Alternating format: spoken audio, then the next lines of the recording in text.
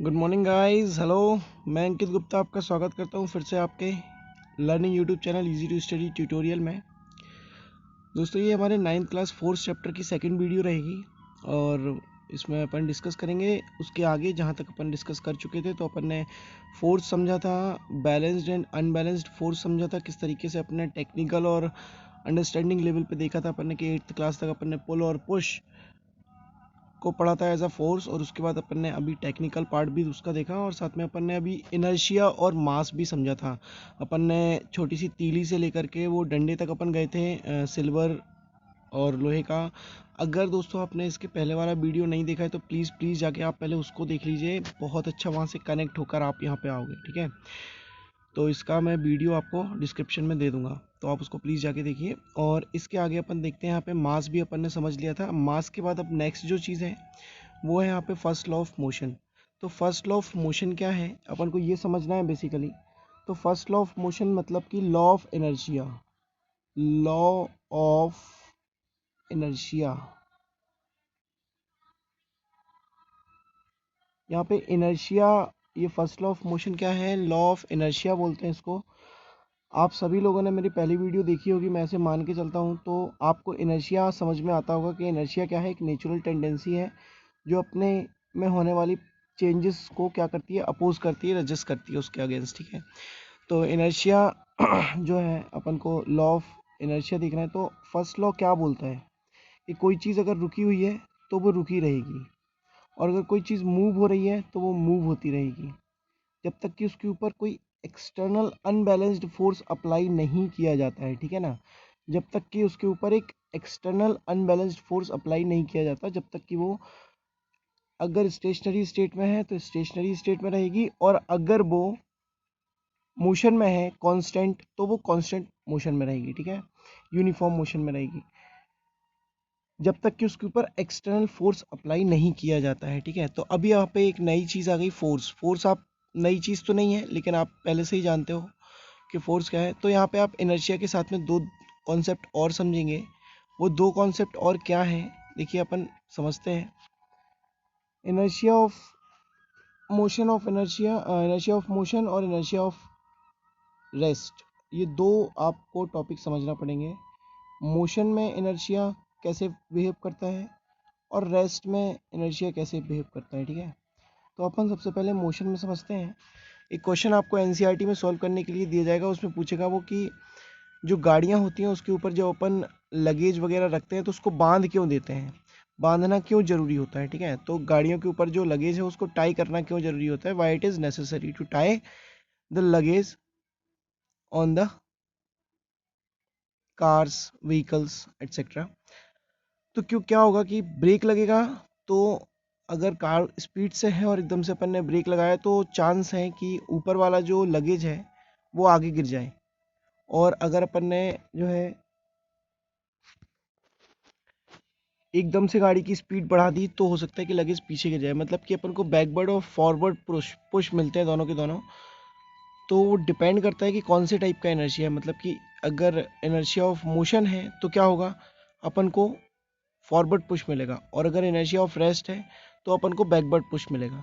और ये चीज़ आप एक्सपीरियंस कर सकते हो बस में। आप सोचिएगा कैसे करते हैं, ठीक है। अगर बस रुकी हुई है और अपन उसमें बैठे हुए हैं और एकदम से बस वाला बढ़ा देता है आगे, तो अपन को पीछे की ओर धक्का लगता है, बैकवर्ड पुश, ठीक है। This is called inertia of rest.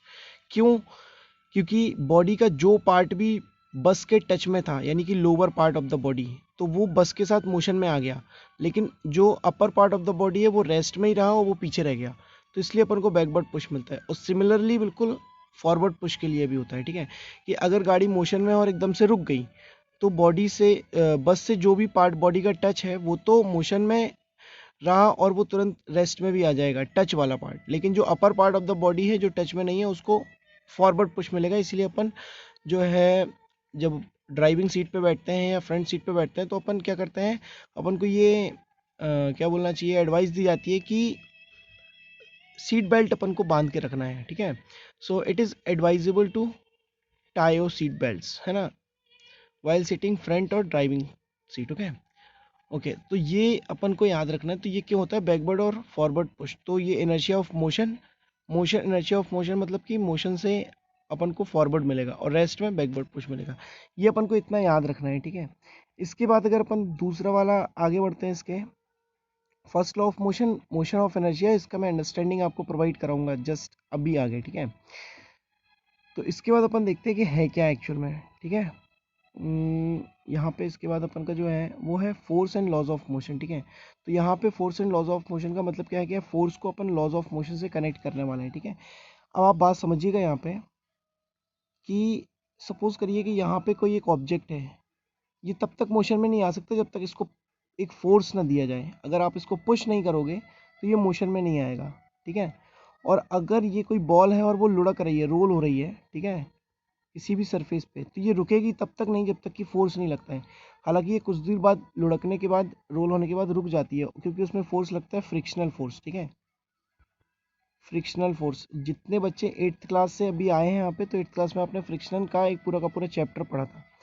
आपको याद करना चाहिए उस चीज़ को कि आपने फ्रिक्शन में क्या पढ़ा था। ये मोशन अपोजिंग फोर्स है, इसमें जो है वो ट्रफ एंड क्रस्ट में क्या हो जाते हैं, इंटरलॉकिंग हो जाती है, जिसके कारण से क्या होता है, फ्रिक्शनल फोर्स जनरेट होता है, ठीक है। स्टैटिक होता है, काइनेटिक होता है, रोलिंग होता है, स्लाइडिंग होता है। तो क्या कैसे रिलेशन है वो सारे के सारे आपको रिकॉल करने चाहिए, ठीक है।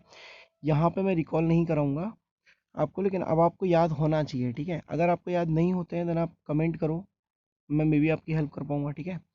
तो अलग से फ्रिक्शन के ऊपर एक छोटा सा वीडियो बना दूंगा, 8-10 मिनट में पूरा का पूरा फ्रिक्शन आपको समझ में आ जाएगा, ठीक है।